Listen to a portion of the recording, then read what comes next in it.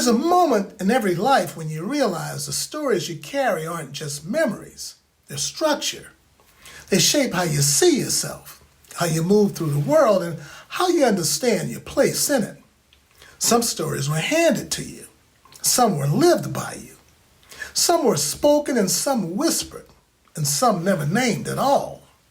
But they all form part of the foundation you stand on. Every family carries stories. Some are told around tables. Some are held quietly because they're too heavy or too complicated to explain. And some are carried in the way people walk, the way they love, and the way they endure. Even silence is a kind of story. Even absence leaves a shape. When we talk about remembrance, we're not just honoring people. We're honoring the stories that shaped them and the stories they left behind. Because stories don't disappear. They echo, they ripple. They settle into the way we think, the way we choose, the way we hope, and the way we fear.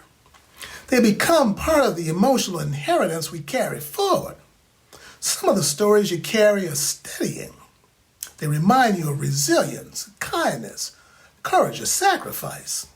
They remind you that you come from people who endured things you may never fully understand. These stories give you grounding.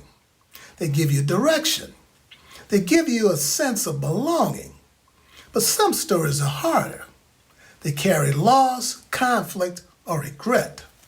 They carry things that were never resolved. They carry the weight of what someone didn't say or couldn't say. And even those stories shape you. They teach you what you want to continue and what you want to change. They help you understand the emotional patterns you inherited and the ones you're choosing to break. The stories we carry forward aren't about perfection. They're about connection. They remind us that we're part of a lineage, not just of blood, but of experience. A lineage of people who tried, who failed, who learned and who loved, and who struggled to keep going. When we remember their stories, we're not putting them on pedestals. We're acknowledging their humanity. And in doing that, we understand our own humanity more clearly. There's a quiet responsibility in carrying these stories. Not the responsibility to retell them exactly as they were, but to let them shape you in ways that are honest and healthy. To let the good stories strengthen you. To let the hard stories teach you.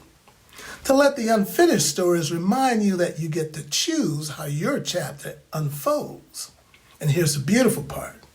You're not just a carrier of stories, you're a creator of them too. The way you show up for people becomes part of someone else's memory. The way you handle difficulty becomes part of someone else's understanding of resilience. The way you love becomes part of someone else's emotional vocabulary. You're shaping the stories that will outlive you. And when you think about the stories you carry, notice which ones rise to the surface. Notice which ones still have weight. Notice which ones still have warmth. And notice which ones you're ready to set down. Not because they didn't matter, but because they've already given you what they came to give you. Remembering the stories we carry forward isn't about holding on tightly. It's about holding them with clarity. It's about recognizing the threads that connect your life to the lives that came before. It's about understanding that you're part of a much larger narrative, one that's still unfolding. So today, honor the stories that shaped you, the ones that steadied you, the ones that challenged you, the ones that softened you, and the ones that taught you how strong you really are, the ones that taught you what to keep and what to release. Because when you honor those stories, you're not living in the past. You're living with intention. You're living with awareness, and you're living with a deeper understanding of who you are and who you're becoming. These are the stories we carry forward, not to weigh us down, but to help us walk with a clearer, steadier heart. You take care. Stay connected.